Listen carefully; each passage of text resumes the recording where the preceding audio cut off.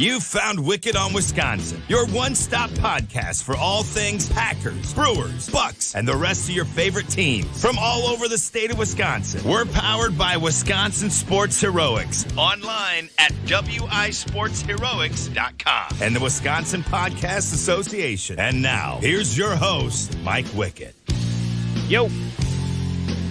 Wickett on Wisconsin after the Packers' first preseason game. Had a couple of days to gather thoughts, think about how we're feeling about this one. And if you watched it on Friday night, wasn't it just nice to have football back? I mean, it wasn't Aaron Rodgers, and there was no Aaron Jones, and obviously Devontae Adams is gone, so things look a little bit different. One defensive starter played, and that was the rookie Quay Walker out of Georgia. So, like, but it was nice to see. I got myself a projector. I got the projector screen where it's a nice night. We're sitting on the deck watching it like that. It was football, man. It was great to have it back. It wasn't the greatest product in the world, no, but that's what the preseason is. It's generally crappy football. It's generally guys fighting, trying to make the roster. You know, roster spots 50, 51, 52, 53 are up in the air. Those seventh-round guys, those undrafted guys. And there was an undrafted guy, by the way, who I thought had a really, really good night on Friday night. I'm going to get to him. And also the good news that just dropped today, recording this here on a Sunday, the news of who returned to practice gets me all excited, all right? I'm going to give you my takes on what I saw in that game. And just because I may have 3 or 4, that doesn't mean they're the only 3 or 4. But I do want to start with, you know, the topic that was all over social media. And it was a very mixed bag of reaction because I think what we got was a very mixed bag from Jordan Love. It's really tough to talk about Jordan Love, I think, to a lot of people who are so split on that pick in 2020. Because you have the people who want him to succeed so that if something happens to Rodgers or 12 decides to retire, you want the heir apparent. And if you're a Packer fan, you realize how difficult it is to go from Hall of Famer in Brett Favre to Hall of Famer in Aaron Rodgers to possibly having another Hall of Famer. That's an incredible amount of pressure to be putting on Jordan Love. And I don't expect that to happen, but you have those people who are just, they will make every excuse up in the book for Jordan Love on why he struggled in this and that. And then you have the people who are just begging for Jordan Love to fail, who want to justify the criticism of the pick, who think Good is an idiot for making that selection, who is a terrible mistake. You know, you got other names that people have said, well, I would have taken this guy, I would have taken this guy, I would have taken this guy. So you have these two factions, right? And the truth is, the truth is in the middle.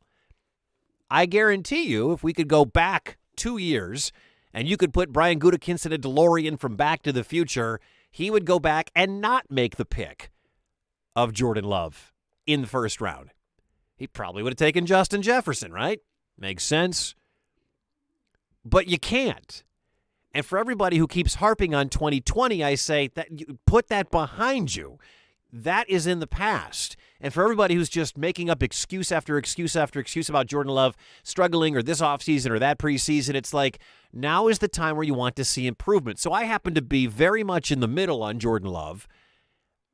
And I would like to think that most people should come to the middle on Love, especially if you're a Packers fan like I am, and stop tweeting and Facebooking garbage that makes Jordan Love look even worse than he played. And he didn't play poorly. He didn't play great. And Jordan Love's a big boy, all right? He's an adult.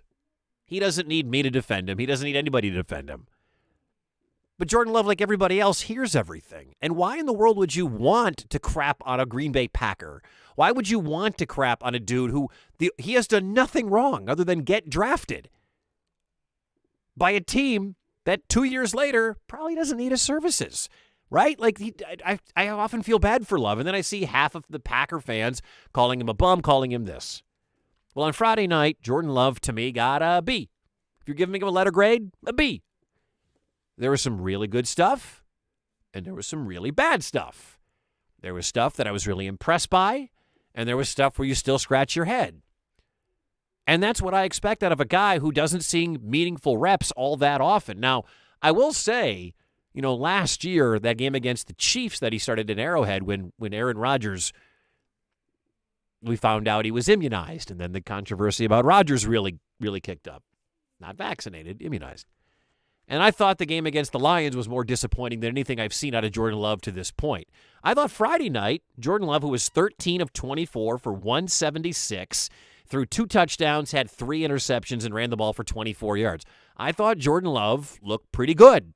Didn't look great. Don't think you could win a Super Bowl with Jordan Love at this point. But I thought Jordan Love looked good. It's not the most ridiculous thing to say, and we're going to start talking about some of these numbers and some of these interceptions and everything that happened. I mean, his first pass, you could tell, it was the first pass he had thrown since that Lions game, and it was about 6 feet over the head of the receiver on the left side, and you're like, okay, dude's juiced, right? The dude is jacked up for getting this start because he knows how much pressure is on him. He knows how many eyes are on him. Everybody's on Jordan Love right now, and we're all looking at Jordan Love because either you're one of those people who wants to crap on the pick or you're one of those people who wants to defend him to the end. And to me, it's like, all right, just here's all I wanted to see out of Jordan Love. This is it. I just wanted to see, did Jordan Love get better from the last time I saw him play? And the answer is yes. We can make up excuses if we want, or we can make up reasons. We can talk about reasons why he had 3 interceptions. Let's talk about the good here first. He had the 2 touchdown passes. The impressive one was the 33-yarder to Romeo Doubs, who I'm going to talk about more in a second. But he had the 33-yarder to Romeo Doubs, and it was beautiful. And it was the exact same play that they had run previously where Doubs, who was held on the play, was a little more outside. Love threw the ball a little more inside on the hash mark, and the ball was incomplete. They ran it back. Doubs got the better separation, beat his man. Love threw the perfect pass. It was great. As far as the INTs go, don't take my word for it, all right? Matt LaFleur, who knows a lot more about football than I ever will, and the odds are knows more about football than you do. But even Matt LaFleur said the 2 of the 3 interceptions were not his fault. The Danny Davis interception, the one on the right side where Davis weirdly jumped and then the ball hits him in a weird angle, and had he not jumped, it would have hit him right at the face mask. He would have been able to catch it. Instead, he jumps, and it kind of gets him in that weird, shoulder blade, the clavicle area. Tyler Davis did not do himself any favors in this football game. And I'll tell you why. He could be the next dude done coming up in a minute. And then the other INT was the one where Amari Rodgers ran the wrong route. What do you want me to say? Aaron Rodgers throws that ball, and this was the one where the defender was turned around, and all of a sudden, at the last second, got his head back and picked the pass off. Beautiful play. Beautiful defensive play, and sometimes guys just make beautiful defensive plays. But Jordan Love threw that pass. You know why? Because he saw the back of the defender's head. That is an Aaron Rodgers textbook move. When your wide receiver gets positioned ahead of you, and you see, and you know there's going to be a break, and you see that ball, you see the back of that defender's head, that's when you throw the ball. Well, that's exactly what happens. Rodgers, who's running the wrong route, by the way, that ball is in the air as soon as Jordan Love sees the defender's head. Turned the wrong way. Guy gets his head around the right time. Love tried to force one in there. Rodgers does that all the time. And that's, again, from his textbook of you see the back of the defender's head, you get ready to throw. Because if you see the other angle, as in you're looking at the quarterback on that angle, there is no reason anybody should throw that football other than the fact that the wide receiver has beaten the man and the defender's head is now facing the quarterback's face. The back of the head is facing the quarterback's face. So we can make excuses. This guy was in the wrong spot. This guy ran the wrong route. Love had 3 picks, 2 not his fault. But don't forget, there also was one play where he hit Juwan Winfrey. Ball goes straight up in the air over the middle of the field, and the defender doesn't know where the ball is, and Winfrey goes up and grabs it. That probably should have been another interception, so they kind of cancel each other out. I think Jordan Love did really well throwing the ball underneath. I think Jordan Love did a really good job of when there was nothing, he took off a couple of times. He's a better athlete, I think, than we like to give him credit for. I give Jordan Love plenty of props for it. Again, I give him a B, and I'm excited to see what he's going to do against the Saints in that next preseason game coming up later on this week. He hits Romeo Doubs, and Romeo Doubs had a mixed bag of a game. I think people are so excited about Romeo Doubs that you only are going to see the good, including that 33-yard touchdown that he caught from Love. Well, he also had a big old drop in this game. That counts. That would have been a big 20-some yard gain. He dropped it. Love gets credit for the incompletion. No one's really talking about Doubs dropping that ball. And then on the sideline, remember the reviewed play, Doubs had the ball, came down with it. It gets ripped away by the San Francisco defender. Kyle Shanahan decides he's going to review it. Okay, it's a preseason game, whatever. Got to get everybody in regular season form. And what happens? It goes the other way. So Doubs had a touchdown, a drop. He had a ball ripped away by a defender. And if you go back and watch some of the plays where they're running the ball to his side, Romeo Doubs is not a great blocker.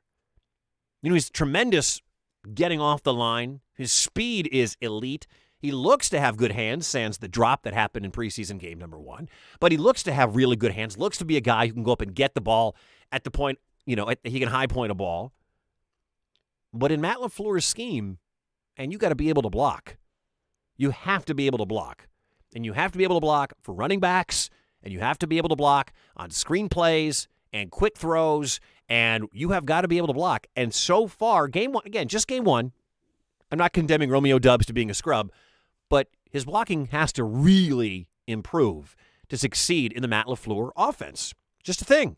So as much as we love seeing Doubs with the one catch, he didn't have a perfect game. He still has some things to work on. I'll get to some more things coming up here in a second. I do want to shout out one of our awesome sponsors, my good friends at Great Lakes Dragaway. And the old phrase, I feel the need for speed. Well, this summer came back into the mainstream, right? And if that sounds like you, go check out my guys over at Great Lakes Dragaway in Union Grove, Wisconsin, the fastest quarter mile in the Midwest. If you're a gearhead, you love to drive really fast, or maybe you just like sitting back and watching machines tear down the track, then you're in luck because Great Lakes Dragaway has what you need for great family fun entertainment. They've got nights every week for bikes and hot rods and trucks and nitrous rides.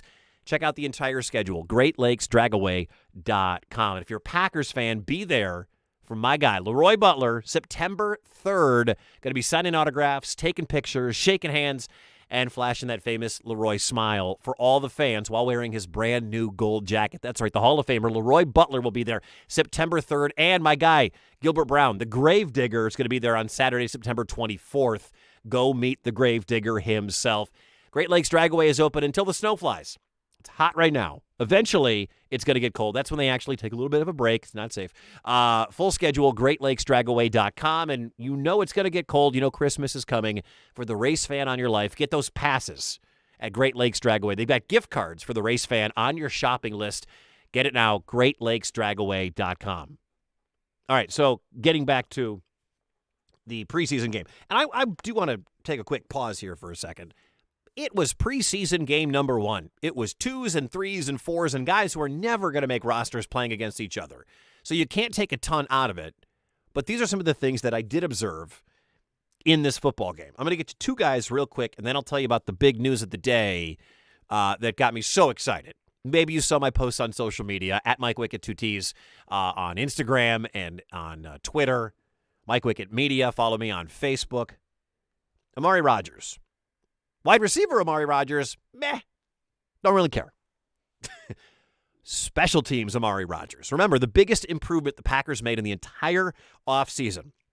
It wasn't Sammy Watkins. It wasn't Quay Walker or Devontae Wyatt or Christian Watson. The biggest improvement the Packers made was the signing of Rich Bisaccia. I don't need the Packers special teams to be number 1 in the league. It would be cool if it was. I don't need them to be top 5. I just can't have them be the worst. I can't have next January the Packers losing a home playoff game where the offense struggles, but the special teams blows it. I will lose my freaking mind if that happens again. And that's why signing Rich Bisaccia, one of the best special teams coordinators in the National Football League, was the biggest move Green Bay could have made. And they did it. Like, I was so happy. I was like, wow, they may not go out there and sign the big-name wide receiver, but they got themselves a special teams coach, a guy who knows what he's doing. And I just need him to be 15th, 15, 16 in the league. I don't need him to be 2 or 1. It would be cool if they were. And we may, and again, just a preseason game, we may have seen a role for Amari Rodgers as the return man. Had the 150-yard return. Just one. It's fine. Cool. One that stands out. That's all I need to see. Let's see what he can do in preseason game number 2, because that has been the punt return, kick return game for Green Bay has been less than stellar for the better part of the last decade.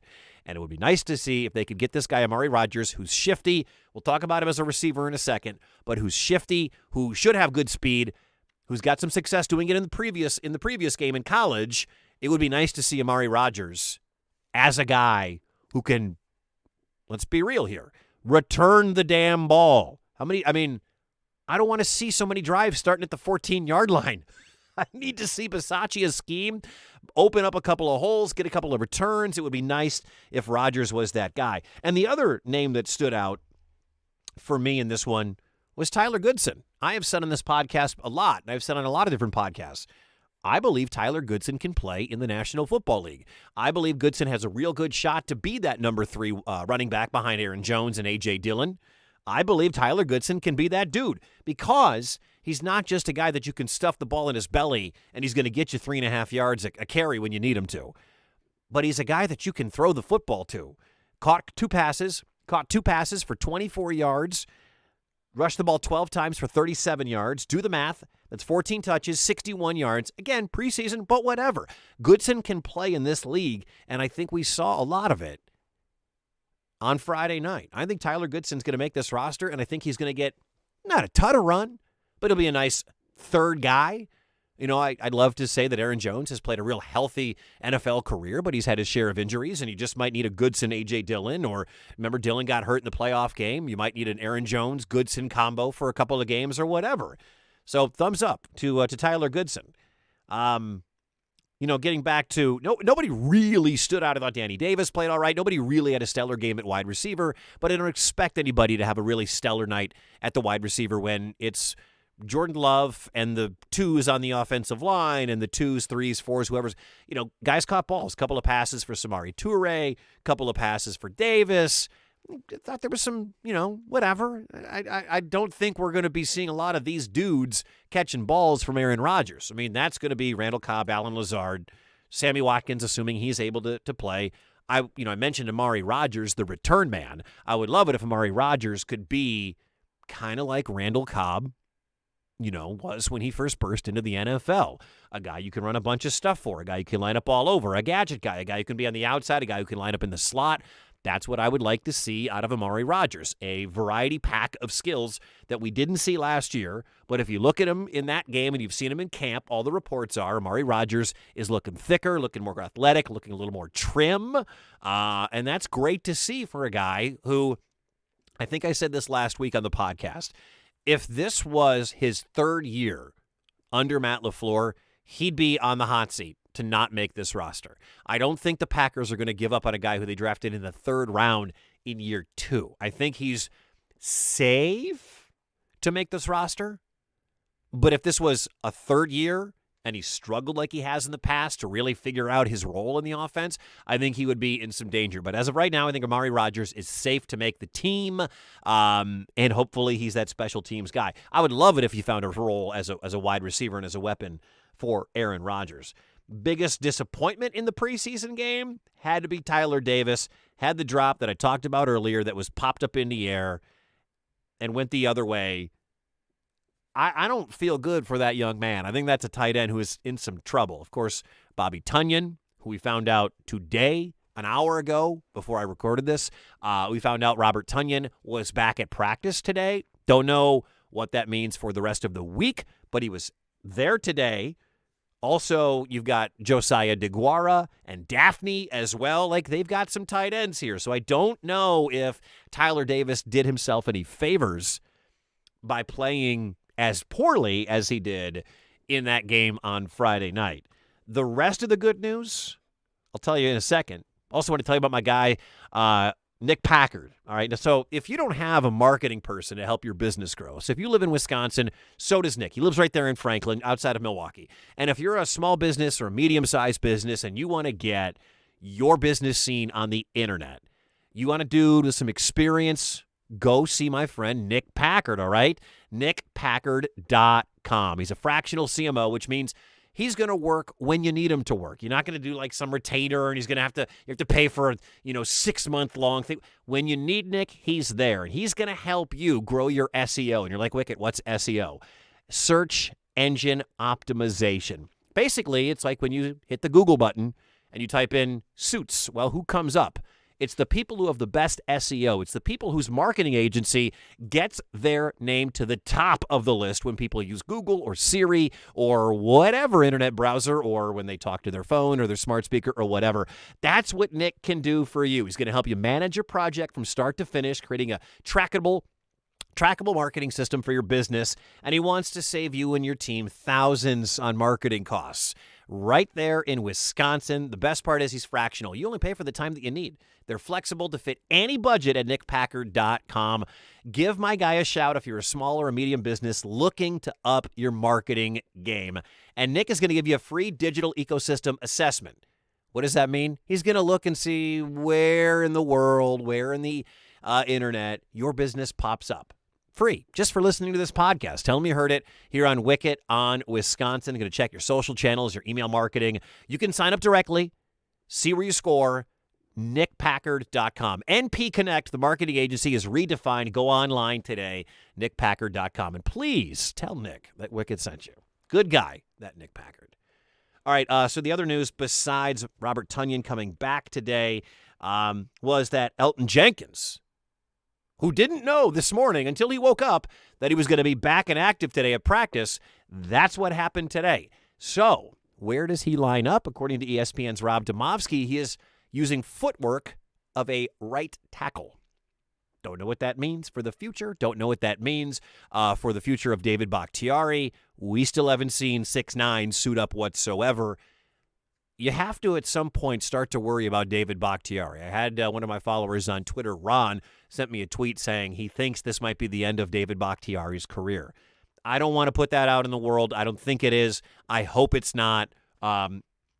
David Bakhtiari, if he's back at 80%, still better than almost every left tackle in the National Football League. And if by chance they can get him to 100% by the middle of the year, I think it's worth it to try to patch together whatever else you're going to do on that offensive line. The rookie Tom is at a guard. Josh Myers is out there. John Runyon is out there. And now you get Elton Jenkins back, not at left, but at right tackle, at least according to today's report out of the camp from ESPN's Rob Domofsky.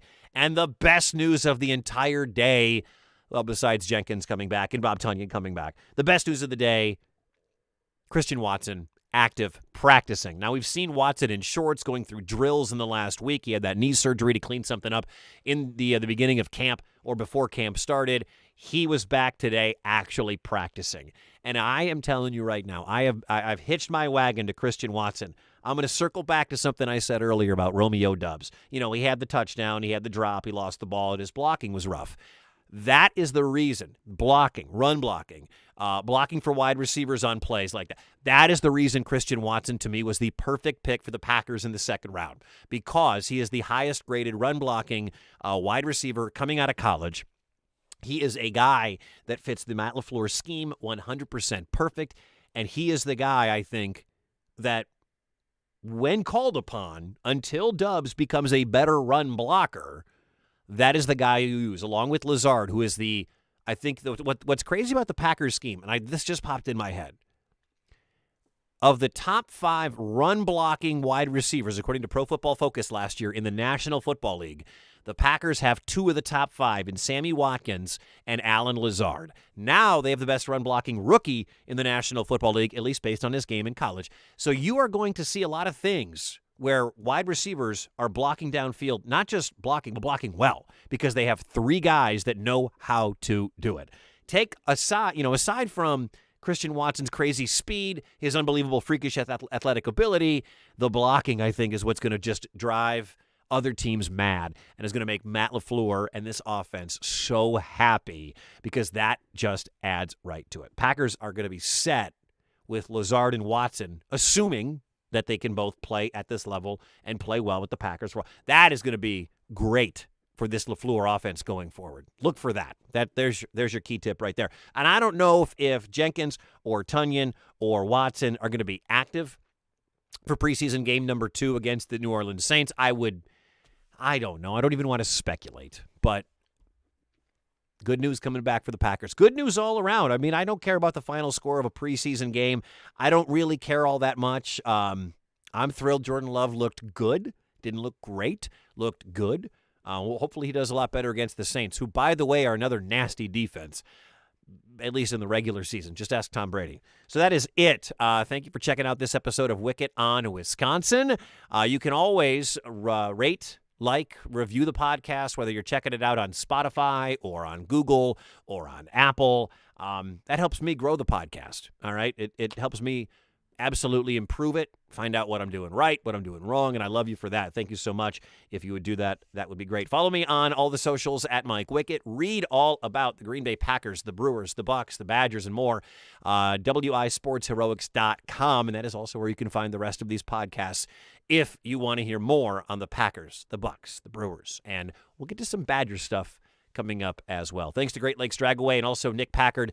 Grow your digital marketing at nickpackard.com. My name is Mike Wickett. This has been Wickett on Wisconsin. As always, go Pack, go Bucks, and go Brewers.